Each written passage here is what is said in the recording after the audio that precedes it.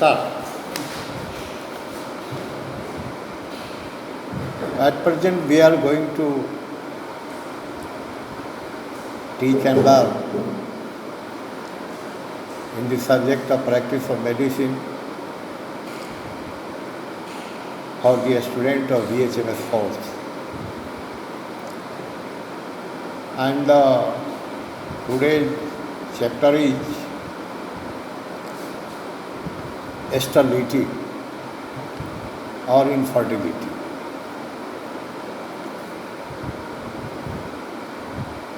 आज का जो चैप्टर है प्रैक्टिस ऑफ मेडिसिन में, जिस पर डिस्कशन स्टेरिलिटी पर होने जा रहा है। स्टेरिलिटी को हिंदी में बांझपन बोलते हैं। Actually there are so many causes of sterility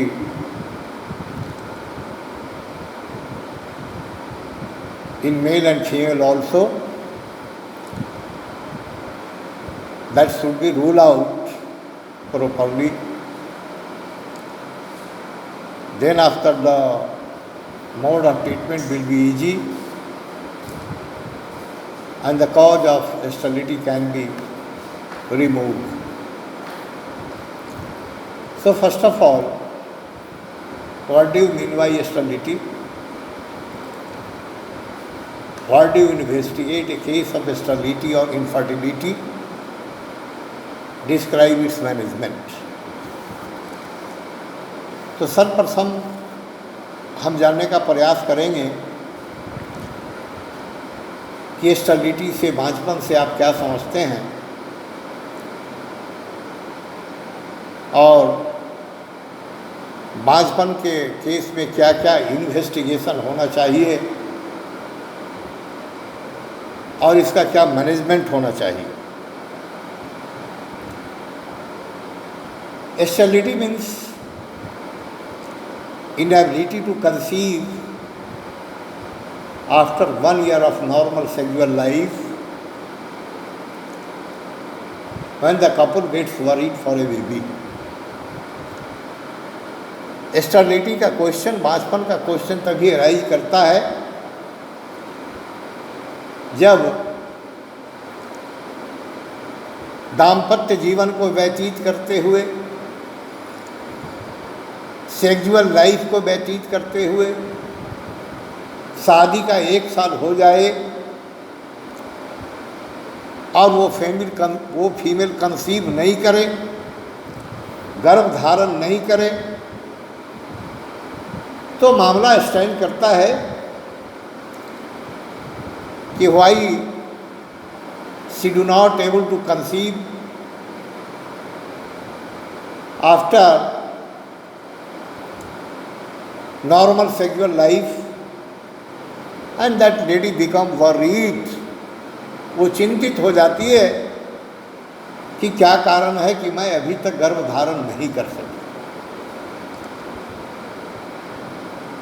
This term implies incapability of conception. ये जो टर्म है वो कंसेप्शन में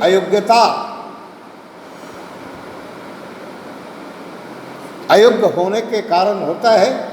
but by common usage is applied to all women who have never born children. लेकिन ये स्टेरिलिटी वैसे महिलाओं में, वैसे लेडीज में अप्लाई होता है जहाँ who have never born children, जो कभी बच्चा नहीं पैदा की। Even though it has not been established that the failure of conceive is due to their incapacity. So, also is the term sterility very appropriately applied to women who have a capacity of conception but who remain childless. मामला ये stand करता है कि वो बिल्कुल योग्य है गर्भ धारण करने के लिए, दाम्पत्य जीवन को व्यतीत करते हुए, सेक्सुअल लाइफ को व्यतीत करते हुए, बट वो गर्भ धारण नहीं कर पाती है who remain childless, और वो चाइल्डलेस रह जाती है either because the fertilizing elements in the male is wanting, जबकि महिला में कहीं कोई प्रॉब्लम नहीं है, कहीं कोई खामी नहीं है, सारा का सारा ऑर्गन एंड फंक्शन इंटैक्ट है, दुरुस्त है। इसके बावजूद अगर वो गर्भ धारण नहीं करती है तो fertilizing elements in the male is wanting. तो पता ये चला कि उसके पति में जो फर्टिलाइजिंग एलिमेंट्स है उसका कमी है,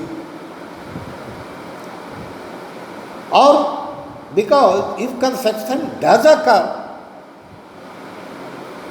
अगर गर्भ धारण कर लेती है the ovum does not mature, वो ओवम परिपक्व नहीं हो पाता है in the strict sense of the term, such women are barren but not sterile. तो इस परिस्थिति में वो महिला बैरन है बट नॉट एस्ट्राइल, यानी वो बांझपन की शिकार नहीं है। प्रॉब्लम सिर्फ इतना ही है कि उसका ओवम अंडाणु परिपक्व नहीं हो पाता है। तो पता ये चला कि रिप्रोडक्शन के लिए, प्रजनन के लिए किसी भी महिला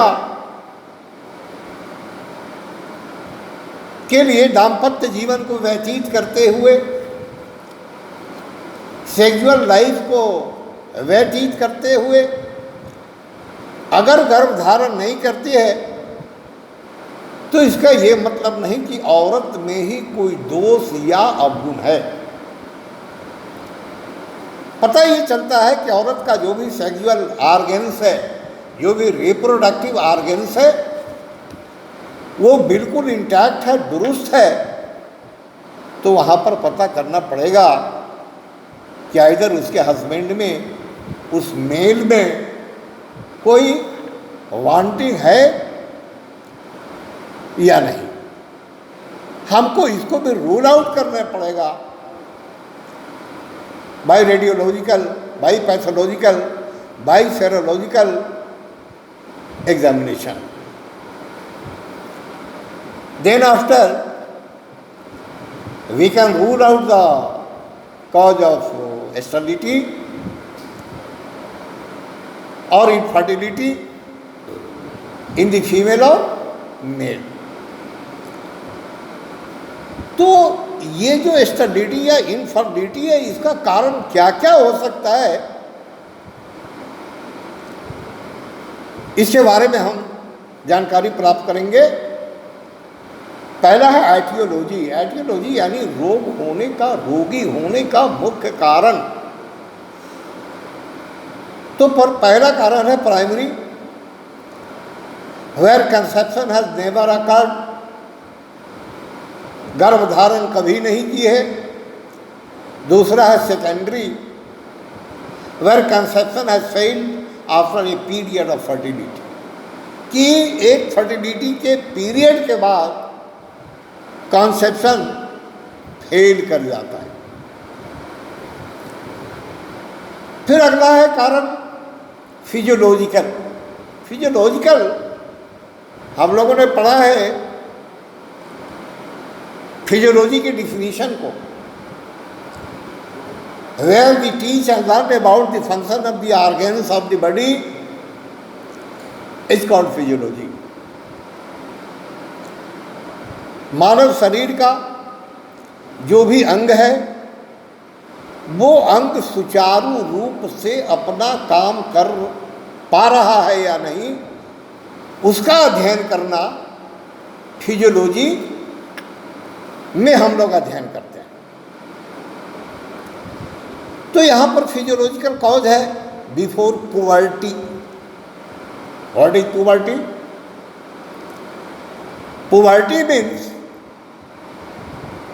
there is no appearance of mens, there is no starting period of और प्रोसेस ऑफ मेंस, तो अगर बिफोर पुबर्टी है तो ये तो फिजियोलॉजिकल कॉज हुआ ना, चूंकि in between puberty to menopause ही फीमेल में कॉन्सेप्ट करने का शारीरिक बदलाव होता है, शरीर के अंगों की क्रिया में बदलाव होता है। तो पता ये चल रहा है कि without menses, without period, if the puberty has not occurred, there is no chances of conception. It is clear. Second है आफ्टर मेनोपॉज।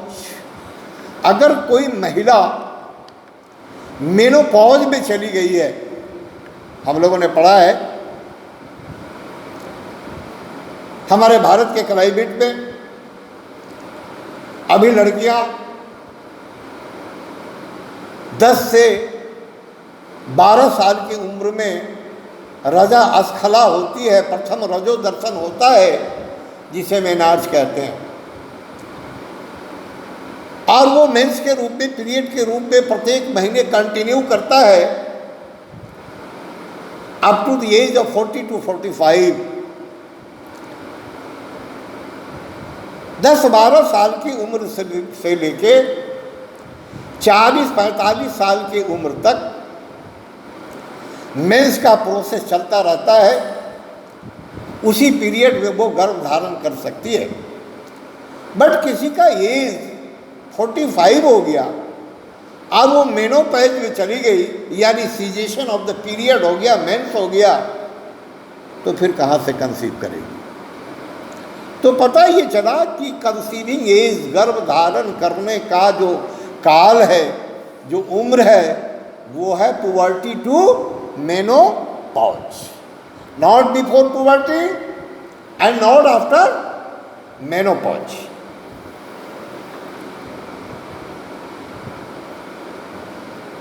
पैथोलॉजिकल कॉज के पहले और भी जाने कि समटाइम्स ड्यूरिंग लैक्टेशन, एक बच्चा हुआ है और माता स्तनपान करा रही है, तो स्तनपान जब तक बच्चा करता रहेगा हार्मोनल इम्बैलेंस होगा,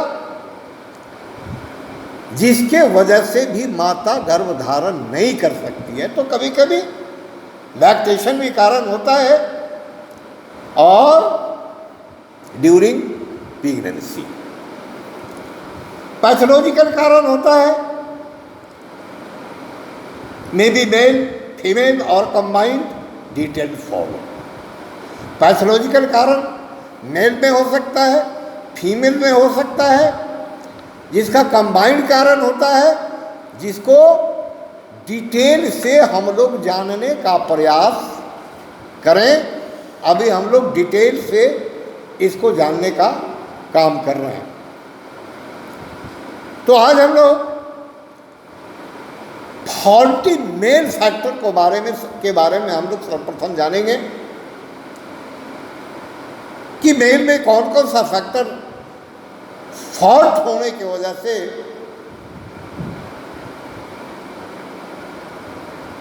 स्टेरिलिटी का मामला स्टैंड करता है, जिसमें पहला है systemic factor, age over 45 years. अगर 45 साल से ज़्यादा का उम्र हो गया है तो इस परिस्थिति में भी वो मेल किसी महिला के गर्भ धारण कराने में अयोग्य होगा। क्योंकि 45 एज के बाद जो मेल हार्मोन्स होता है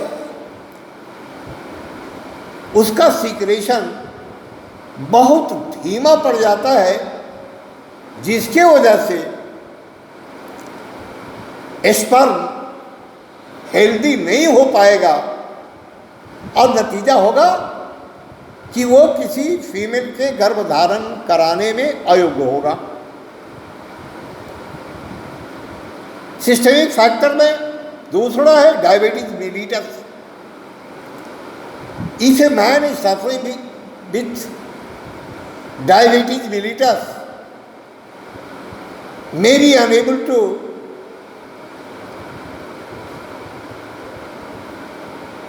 रिप्रोडक्शन, प्रजनन के लिए वह अयोग्य हो सकता है। तीसरा कारण है ओबेसिटी, तोंद का निकल जाना। चौथा कारण है हेवी स्मोकिंग, अगर अत्यधिक मात्रा में वो सिगरेट पी रहा है वहाँ भी अयोग्य होगा। पांचवा है क्रोनिक अल्कोहलिज्म, अगर बहुत दिनों से शराब पीने का आदत है। अगला कारण है इंडोक्राइन फैक्टर्स, जो अंतःस्रावी ग्रंथियां हैं, उस ग्रंथियां में खराबी उत्पन्न हो जाने की वजह से क्या क्या होगा? डिफेक्ट इन द हाइपोथैलेमस और एडिनल कॉर्टेक्स, हाइपोथैलेमस में या एडिनल कॉर्टेक्स में प्रॉब्लम का उत्पन्न होना।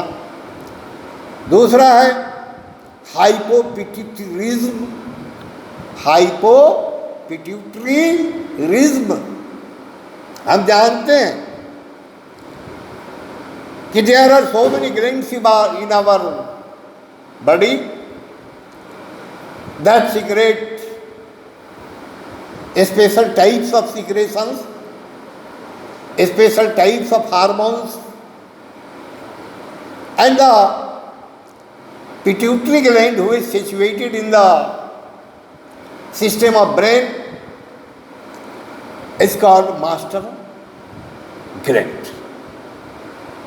पता ये चल रहा है कि पिट्यूटरी ग्लैंड जो हमारा मास्टर ग्लैंड होता है, कहलाता है, उसके ही सहयोग से हमारे बॉडी का कोई भी ग्लैंड अपने कार्य को संपादित करता है। तो अगर किसी में हाइपोपिट्यूटरिज्म हो, यानी वो पिट्यूटरी का आकार, प्रकार, शेप, साइज, फंक्शन अगर हाइपर रीजन में चला गया हो, कम काम करता हो उस पीरियड में। अगला है हाइपोथायराइडिज्म, अगर किसी का थायराइड ग्लैंड हाइपो हो गया है ना, छोटा पड़ गया है, उसके वजह से भी।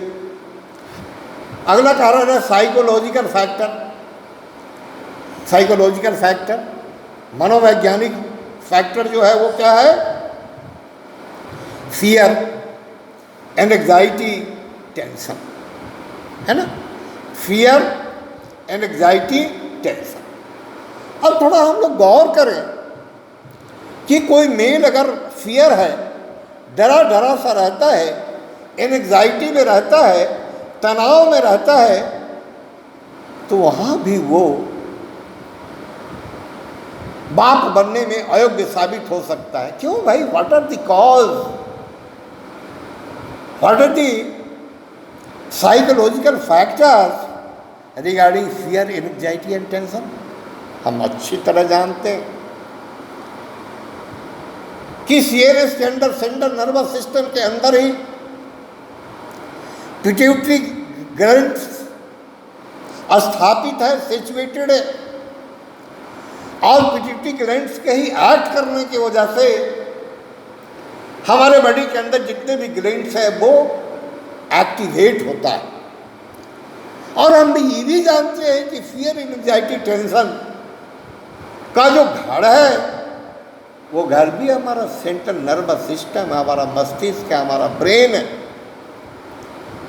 तो अगर कोई मेल हमेशा फियरफुल रहता है, एंग्जाइटी में रहता है, टेंशन में रहता है, स्वाभाविक है कि पिट्यूटरी ग्लैंड अपने काम करने में अयोग्य साबित होगा। पिट्यूटरी ग्लैंड सक्रियता से अपने कार्य को निभाने में पीछे रहेगा। So the cause of stability will be stand.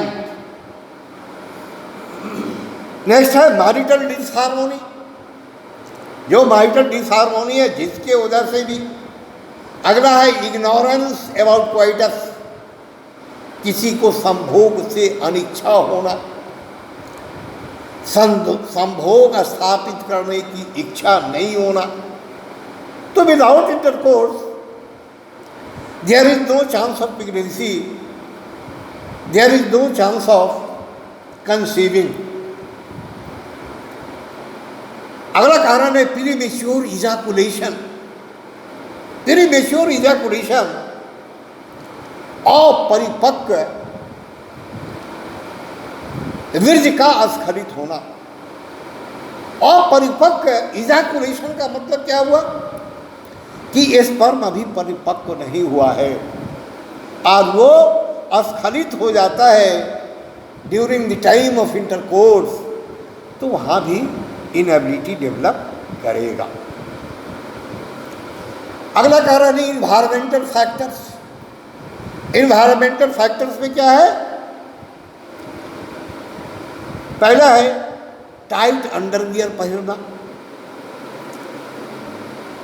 है ना, टाइट अंडरवियर पहनना, prolonged exposure to heat, truck driver, prolonged exposure to heat. हम लोगों ने फिजियोलॉजी में पढ़ा है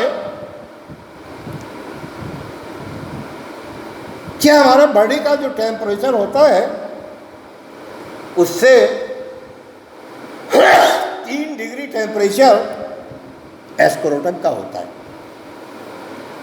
3 degree come temperature.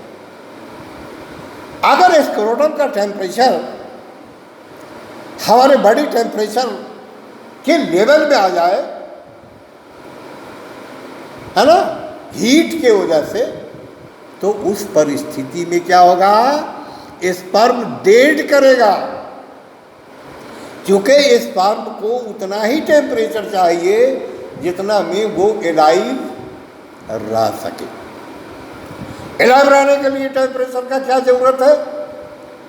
As for example हमारे बॉडी का टेम्परेचर 97 डिग्री फ़ारेनहाइट है, तो हमारा स्क्रोटम का टेम्परेचर उससे 3 डिग्री बिलो होता है, यानी 94 डिग्री फ़ारेनहाइट टेम्परेचर स्क्रोटम का होना चाहिए, तभी स्पर्म उसमें स्वस्थ और हेल्दी रह पाएगा। तो ट्रक ड्राइवर लोग गाड़ी चला रहा है, गाड़ी चला रहा है, गाड़ी चला रहा है, सीट पर लगातार बैठा है, सीट गर्म हो जा रहा है, स्वाभाविक है कि एक्सपोजर ऑफ हीट स्क्रोटम पर पड़ेगा, जिसका नतीजा होगा कि स्पर्म स्वस्थ नहीं रह पाएगा। अगला है फर्नांसमैन। जो कोई भट्ठी में काम करता है, आग के भट्ठी में काम करता है, अभी जो बताया वही टेम्परेचर प्रॉब्लम डेवलप करेगा। 5वां है जेनिटल फैक्टर्स। जेनिटल फैक्टर में क्या क्या हो सकता है?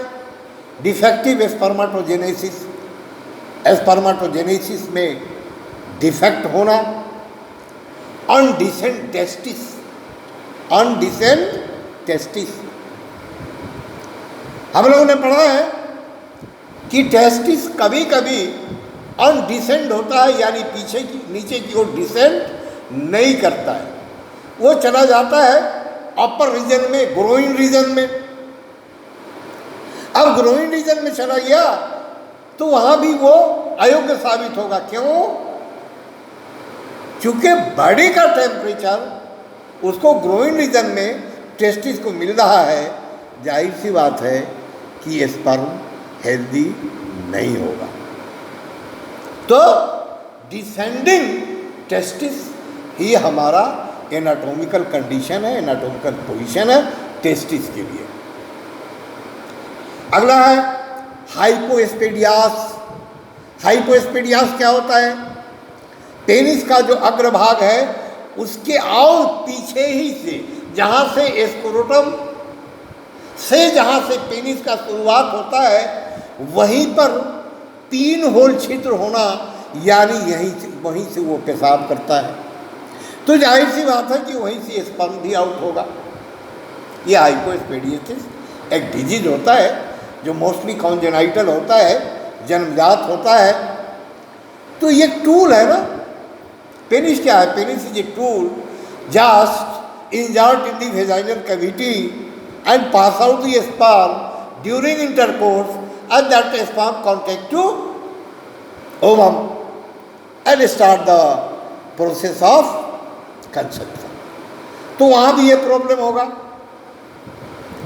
अगला है क्लीनफेल्टर सिंड्रोम। क्लीनफेल्टर सिंड्रोम क्या होता है? यदि 3 या अधिक एक्स गुणसूत्र मौजूद है, जैसे XXXY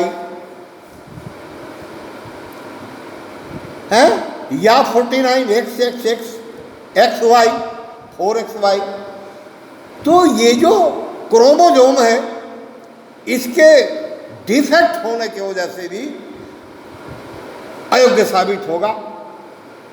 अगला है वेरिकोसील। वेरिकोसील माने पूरा भेल्स वगैरह का एक पौच बन जाना। तो अगला है huge hydrocele. Huge hydrocele, hydrocele, hydrocele का मीनिंग होता है एक कैविटी जिसमें पानी भरा हो। तो जिसका हाइड्रोसिल बहुत बड़ा हो जाए, ह्यूज हाइड्रोसिल हो जाए, जिसमें वो पानी जो भरा होता है वो अत्यधिक हो जाए, तो वो भी कारण हो सकता है।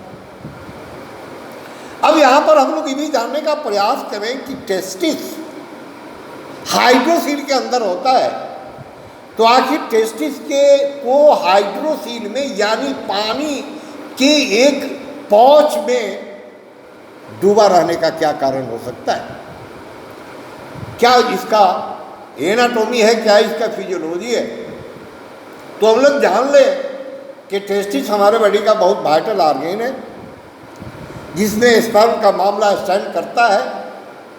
टेस्टिस में चोट न लगे, अगर चोट लगे तो चूंकि वो पानी में तैर रहा है तो पानी में ही चोट लगे, टेस्टिस में चोट न लगे, इसलिए नॉर्मल पानी उसमें होना अनिवार्य है। बट अगर उसमें अत्यधिक पानी हो गया तो इसमें भी इनेबिलिटी डेवलप करेगा। अगला है यूरेथ्राइटिस। यूरेथ्रा में इन्फ्लामेशन होना, सूजन होना। फिर अगला है प्रोस्टेटाइटिस, प्रोस्टेट ग्लैंड्स का बढ़ जाना। अगला है फिर इपिडिडाइमाइटिस।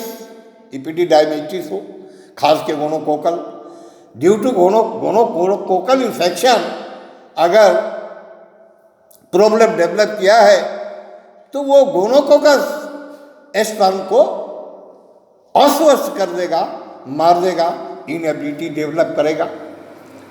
अगला है फिर पिन होल मीटस।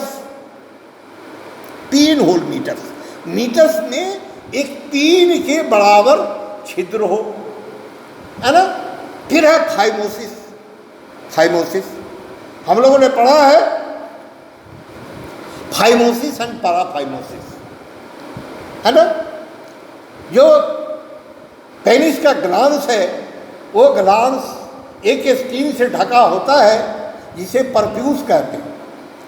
अगर वो आगे की ओर बिल्कुल ढक के रखे and at the time of intercourse वो नहीं खुले, वो पीछे की ओर नहीं आवे, तो इसमें भी अयोग्यता डेवलप करेगा, फाइमोसिस।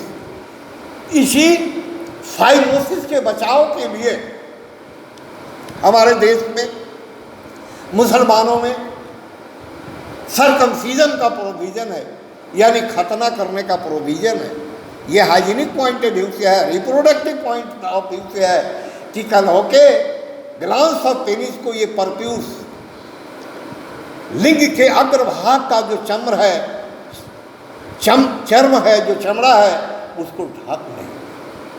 अगर ढक लेगा तो स्पर्म आउट होने में परेशानी होगी, और स्पर्म अगर आउट भी होता है तो वो हेल्दी रूप में आउट नहीं होगा, और हेल्दी रूप में अगर ओवम से कांटेक्ट नहीं होगा तो इनएबिलिटी डेवलप, अयोग्यता डेवलप करेगा। तो आज हम लोगों ने जानने का प्रयास किया है स्टेरिलिटी में मेल फैक्टर को, है ना, कि मेल में क्या क्या फैक्टर हो सकता है,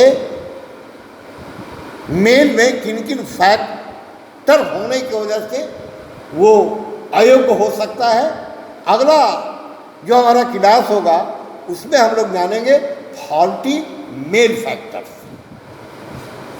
सॉरी फॉल्टी फीमेल फैक्टर्स। अभी हम लोगों ने फॉल्टी मेल फैक्टर्स को जाना, और अगला क्लास जो हमारा होगा वो फॉल्टी फीमेल फैक्टर्स होगा, यानी मेल और फीमेल दोनों के फॉल्टी फैक्टर्स को अध्ययन करते हुए जब हम स्टेरिलिटी का ट्रीटमेंट करेंगे तभी मामला सुलझ पाएगा। Rest in next class, okay, thanks.